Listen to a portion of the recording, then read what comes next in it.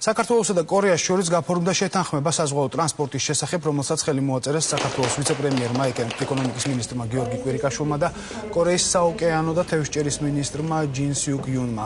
შეთანხმების მიზანია მხარეებმა ხელი შეუწყონ საზღვაო ტრანსპორტის განვითარებას და ერთობლივად აღმოფხვრან ნებისმიერი დაბრკოლება, რომელმაც შესაძლოა შეაფერხოს ნაოსნობა საქართველოსა და კორეის ნავსადგურებს შორის. იმედს გამოთქვამ, რომ შეთანხმება, რომელიც დღეს საქართველოს მხარესთან გავაფორმეთ, გახდება სამომავლოდ გაცილებით მნიშვნელოვანი და ნაყოფიერი თანამშრომლობის საფუძველი.